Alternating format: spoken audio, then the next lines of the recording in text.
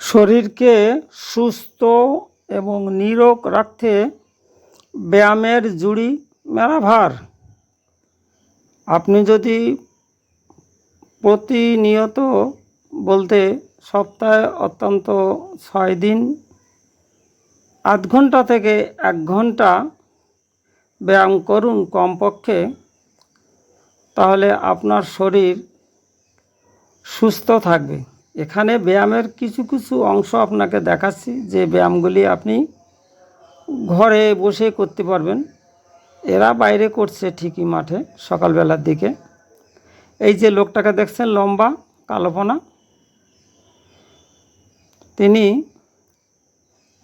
81 years old, অর্থাৎ 81 বছর বয়স ওনার। এখনও বলা যায় 99% সুস্থ এই যে লোকটা। শুধু হাঁটুতে একটু ব্যথা আছে বললো সামান্য, এছাড়া সব দিক দিয়ে উনি সুস্থ। এগুলি যে ব্যায়ামগুলি সামান্য সামান্য অল্প অল্প করে দেখাচ্ছি, এগুলি আপনি ঘরে বসে করবেন, আপনার সুস্থ থাকবে। এই যে যেমন ওঠ বস, মাজার কাজ হবে, শরীরে কাজ হবে। যেগুলি আপনি করবেন, যেটা আপনার সামর্থ্যগুলি আপনি সেভাবে করবেন। বিশেষ করে এখানে আমি বয়স্ক লোকদেরই বলছি, করে দেখুন, দেখবেন যে আপনার শরীর অনেকটা সুস্থ হবে। এবং কিছু কিছু রোগ আছে যে রোগগুলি ঔষধে সারে না, অথচ ব্যায়াম করলে কিন্তু সেগুলি কিন্তু একদম পুরো নির্মূল হয়। আমার কিন্তু এরকম হয়েছে বলে আপনাদের আমি বললাম, এটা কাল্পনিক কথা নয়। এই যে ব্যায়ামটা করছে, পেটে চাপ লাগছে, পেটের ভিতর যে বাহু থাকে, বাহুটা কিন্তু বেড়ে যায়, একে বলে পবনমুক্ত আসন। ডান পা বাঁ পা করে চাপ দেবেন এবং পরে দেখবেন যে একসঙ্গে 2 পা ধরে চাপ দেবেন, কিন্তু নিঃশ্বাসটা স্বাভাবিক রাখবেন। যখন চাপ দেবেন তখন নিঃশ্বাসটা ছেড়ে দেবেন, আটকে রাখবেন না। শ্বাস প্রশ্বাসের কিন্তু ব্যাপার আছে ব্যায়ামে।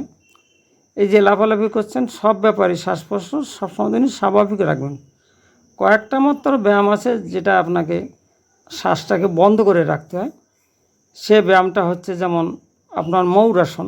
এই আসন ভুট হয়ে কোণের উপর চাপ দিতে হয় পেটে, এতে হজম শক্তি খুব বাড়ে।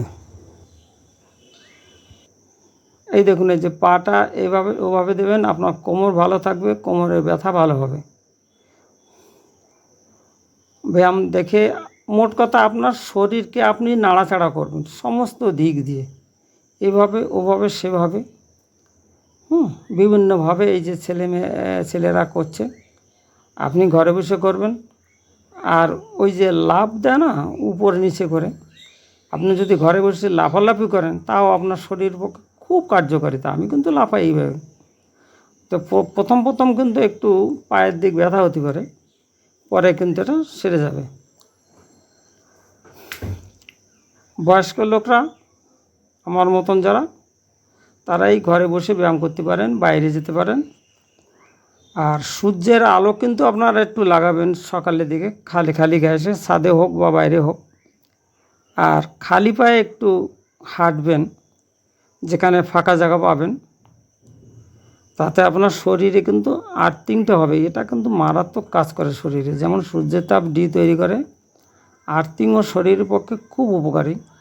এই যে এইভাবে শুয়ে আপনি এই যে মাজায় চাপ দিচ্ছেন, মানে উপরের দিকে যতটা পারেন, ইনিশভাবে দেখাচ্ছেন না, যতটা পারেন করবেন। এতে আমরা পড়তাম বাঘ পড়া, কিন্তু এটা হচ্ছে চক্কার আসন। এটা মানে যৌবনটাকে ধরে রাখে। আর এই যে এটা কিন্তু মাজার ব্যথা কিন্তু সারে। এই যে ব্যায়ামটা আপনাকে অল্প অল্প করে বলছি, এই যে দেখেন এভাবে সেভাবে মোড় দিচ্ছে। আপনি যখন শুয়ে থাকবেন, একবার এদিক একবার ওদিক করবেন, খুব কাজ দেবে মাজায়। মোট কথা শরীরের সমস্ত অঙ্গ প্রত্যঙ্গ, এই হচ্ছে মানে সর্প আসন, মানে সাপের মতন ফনা দেওয়া। মাজার কাজ হবে, বুকের কাজ হবে, বিভিন্ন রকম কাজ হবে। আপনার যেটা যেটা সম্ভব সেটা সেটা করবেন। এই যে লাফাচ্ছে, যে এটা হচ্ছে এমনি লাফ দেওয়া। 2 হাত উঁচু করে লাফলে কিন্তু ভুঁড়ি কমে যায়। 2 হাত উঁচু করে লাফ দেবেন। এই যেটা কিন্তু সবাই পারবে না, দেখতে মনে হচ্ছে সোজা, কিন্তু কষ্টকর, কিন্তু করা ভালো যা যা পারবেন।